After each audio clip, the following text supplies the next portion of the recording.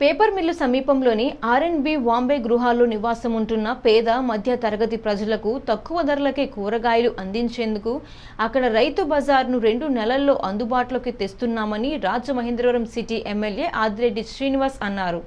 ఆర్ఎండ్బి వాంబే గృహాల వద్ద 55 లక్షల రూపాయల వ్యయంతో నిర్మించనున్న రైతు బజార్కు సిటీ ఎమ్మెల్యే ఆదిరెడ్డి శ్రీనివాస్ ముఖ్య అతిథిగా హాజరై శంకుస్థాపన చేశారు. ఈ సందర్భంగా ఆదిరెడ్డి శ్రీనివాస్ మాట్లాడుతూ ఆర్ఎండ్బి వాంబే గృహాల వద్ద రైతు బజార్ ఏర్పాటు తన తండ్రి మాజీ ఎమ్మెల్సీ ఆదిరెడ్డి అప్పారావు కళ అని తెలిపారు. ప్రస్తుతం మంత్రి K Atchannaidu market yard chairman Marni Vasudevarao సహకారంతో ఈ కళ నిజమైతోందని పేర్కొన్నారు. 2 నెలల్లో పూర్తి చేసి ప్రజలకు అందుబాటులోకి తీసుకురానున్నట్లు తెలిపారు. 45వ డివిజన్ ఇన్ఛార్జ్ కోటిలింగేశ్వర స్వామి ఆలయ చైర్మన్ కొయ్యల రమణ మాట్లాడుతూ ఈ రైతు బజార్ స్థానిక ప్రజలకు ఎంతో ఉపయోగకరమన్నారు. Market committee chairman Marni Vasudevarao మాట్లాడుతూ మంచి నాణ్యమైన వస్తువులను అందించాలని షాపు యజమానులను కోరారు. టీడీపీ నగర అధ్యక్షులు మజ్జి రాంబాబు, జిల్లా కార్యదర్శి కాశీ నవీన్ కుమార్, గౌతమి, జీవకారుణ్య సంఘం చైర్మన్ వర్రి శ్రీనివాసరావు, నగర కమిటీ ప్రధాన కార్యదర్శి బొడ్డిగర్ రవి, జిల్లా అధికార ప్రతినిధి దాస్యం ప్రసాద్, వ్యవసాయ శాఖ అధికారులు పాల్గొన్నారు.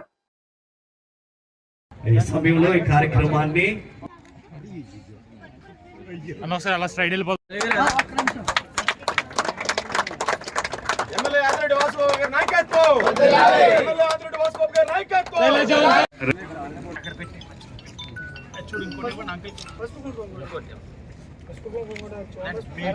చూడు వర్రేసేన్ గారు మధ్యరాంబాబు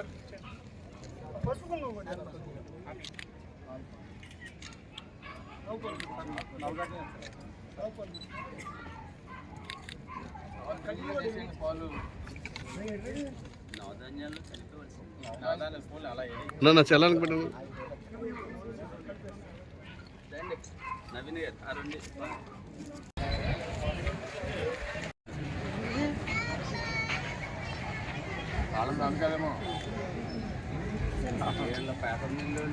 ఈసారి మంచి కమిటీ వేసి రన్ చేయాలి. రావు గారు కమిటీ వేసి రన్ చేసుకోవాలి అంటున్నాం.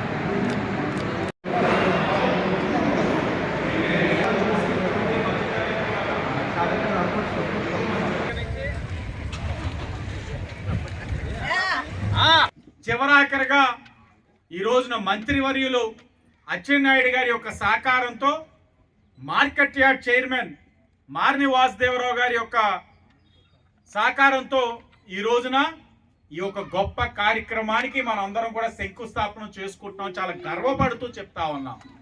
కాంట్రాక్టర్ గారు ఇక్కడే ఉన్నారు, ఇప్పుడే చెప్తున్నారు మా వాళ్ళందరూ 2 నెలల్లోనే ఇది పూర్తి చేసి దీన్ని ప్రజలకు అందుబాటులో తీసుకొస్తామని మా వారు హామీ ఇస్తా ఉన్నారు. అధికారులు, కాంట్రాక్టర్ గారు 2 నెలల్లో పూర్తి అవ్వాలి.